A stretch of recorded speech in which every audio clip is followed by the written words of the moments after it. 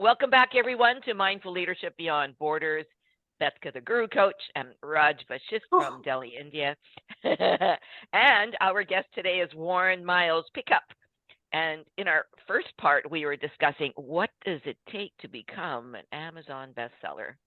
And now we want to talk about Warren's publishing company is focusing on a series of books on coaching. So, Warren, tell us about this series. How many are there, and why did you choose it? Why did you choose to put these out there? Yeah, so I have been coached a few times in my life. I've had some incredible mentors. Over the last year and a half, I had a fantastic coach who made a substantial difference for me. My household had been going through some mental health challenges. I took a year off of work for stress leave, wound up leaving finance as a part of it. I have a daughter who was suffering from some suicidal tendencies and was really struggling. And getting coaching helped me not just from a business perspective to help me focus, but also helping me with all of the personal things that were going on in my life and helping me to put forward goals, both from a family perspective, a professional perspective, a relationship perspective with my wife. And I saw the impact that coaching made. I saw how profound it caused you to think about what was going on behind the scenes, addressing past trauma, addressing biases, all these sorts of things. And I wanted to help coaches to get their ideas out there, to help them to gain authority, to help them build their audience, to help them lead people towards coaching. And everybody hears about it, and we see it around us, but we don't necessarily take action unless we are triggered to take that action. And a book, True. Is a fantastic way to drive people towards that. It's a very low barrier entry into getting that type of coaching. And it's a very what's the right word for it? Non-intimidating. Like it's a way that you can do it without feeling like you're going to be questioning everything that is at the core of your being. So it's that easy way to get into it. And coaches and consultants for us had this. They all have a voice. They all have a unique perspective they want to get out there, and they have this drive to help people, to give back, to offer value to the people around them. And so it seemed to me like a perfect group of individuals to approach and to create books for. I started the collaborative coach series because we wanted to give coaches a way to enter this arena without the pressure of having to write 15 chapters. Because there are a lot of people who just don't believe that they have the capacity to produce 15 chapters worth of content, but they know they have one area that they can talk about really well. And so the collaborative coach series was really about combining all of these authors together to talk about their area of specialty, and putting that around a central theme in a book, whether that be our Unleashing Potential book or our Pathways to Fulfillment or any of the number of books that we have planned for the next 2 years. We have over 20 books planned over the next 2 years. Wow. No way. 20 Yeah. books.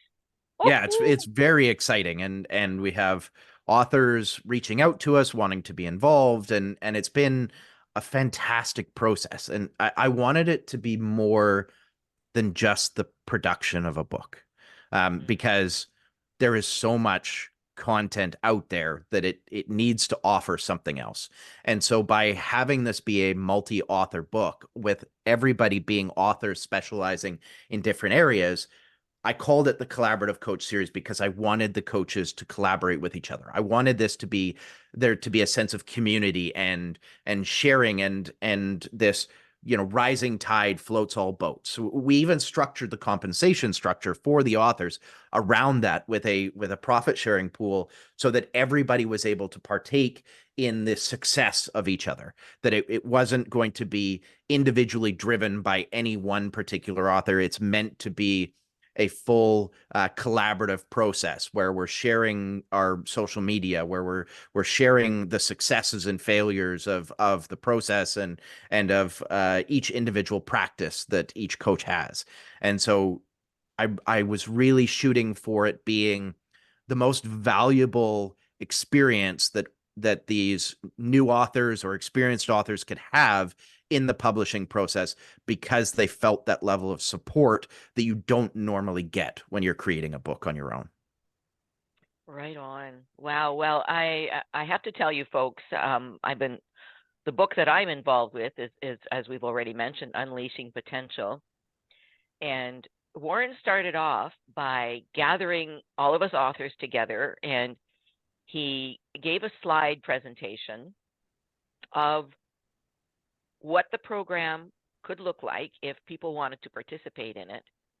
And I was so impressed because, I mean, as we said in the first part, I mean, it's one thing to write a book, and then the second thing is, well, how do you promote it? And some people know how to write, but most people have trouble with the promotion end. So Yeah. I have learned so much from you. It's incredible. And now the people on my launch team are learning because of what you've been teaching me. So give us some sound bites around, in a digital world, what are some of the key things that people need to do in order to have impact and maybe be a bestseller, or what is important today, because it's so different from when I wrote my first book 25 years ago. Yeah, it has changed a lot in terms of what you need to do to get your voice out there. The content cycle moves so fast now that if you are not constantly putting something out, you just get swept away. It's just this river of content that we're all facing every single day. And so if you don't, if you're not consistent and you're not constantly believing in what it is you're putting out there, people won't see it. Okay. I think there's a couple ways to be impactful with regards to your marketing for getting your book out there, for getting your voice out there.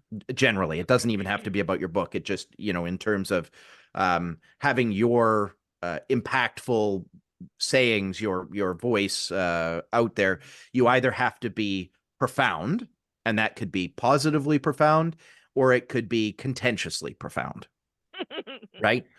Or you have to be incredibly consistent and to the point of spammy. And I would argue, as somebody who has been a marketer and a salesperson for 20 years, that if you truly believe that what you are producing is in the best interest of your audience, there is no such thing as being spammy. Right All on. you are trying to do is showcase what it is that you have to offer that you believe is going to make a profoundly positive impact on those people that are going to see your message. And I don't think that is spammy at all. I think it is being somebody who really cares about delivering value to the individuals around you. But you have to believe in what you are saying for that to be the case. Well, I wrote down in part 1 where you said, if you believe in your product, you should be spamming people. Right? I mean, it's just very simple. Yeah, I mean, on average, it takes somebody 7 times before they're even willing to consider making a buying decision about a product or a brand.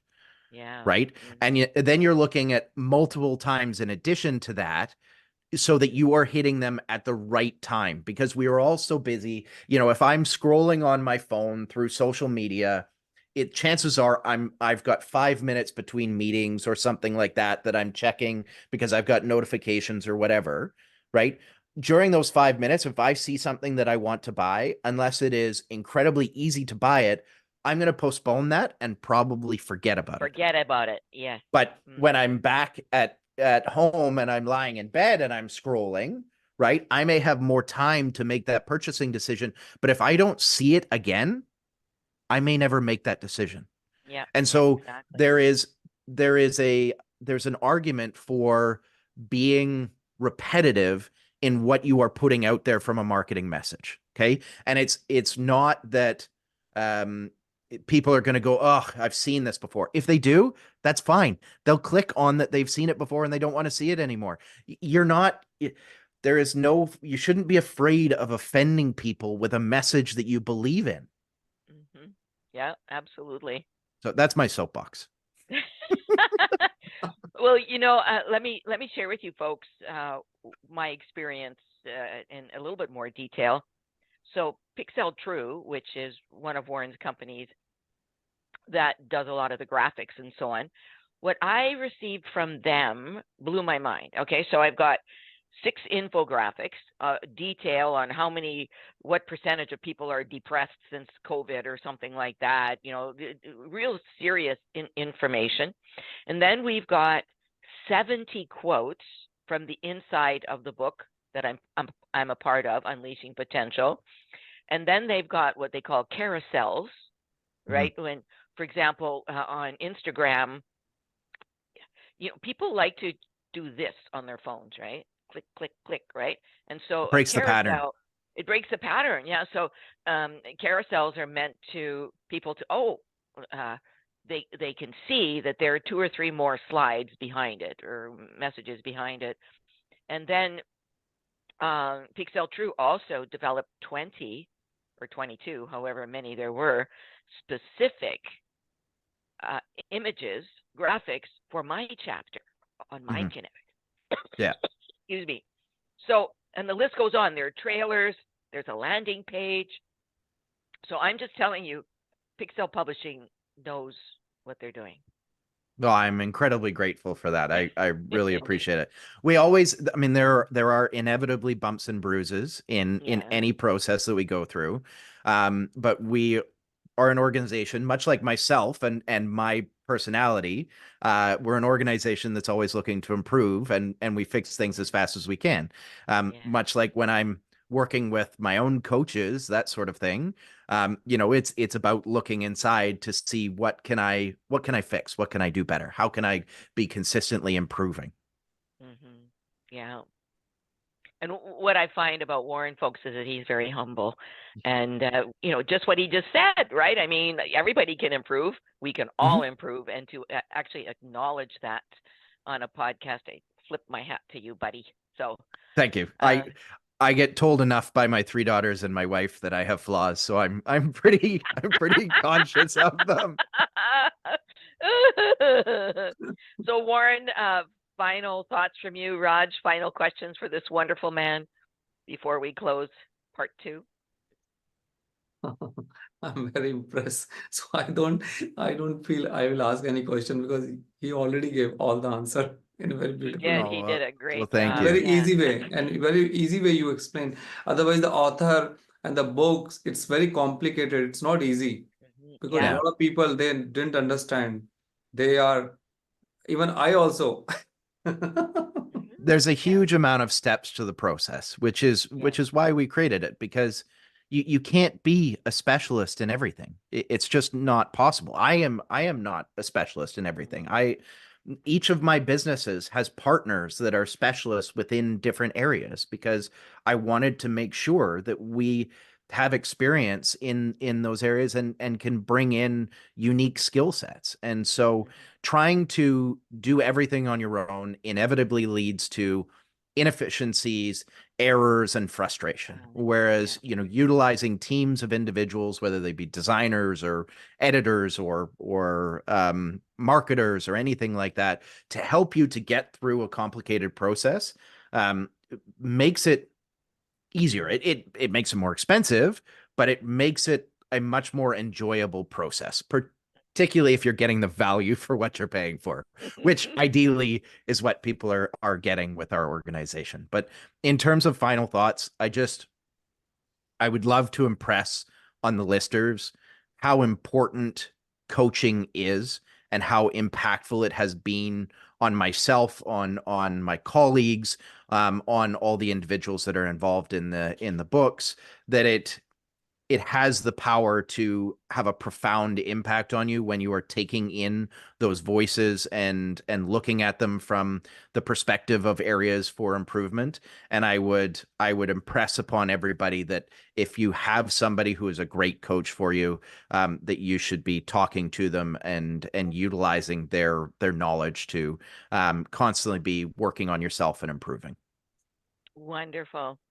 And to everyone, as we're closing here, I just want to say that if you haven't written a book, but you've got a book that is like this flower, this rose that wants to bloom, and you need someone to hold your hand, contact Pixel Publishing, because I guarantee you they're going to help you create a very impactful book and maybe even a bestseller. So We would love to. Yeah. Thank you, Warren, for being here with us today. Thank you. It's my pleasure. Okay. Yeah.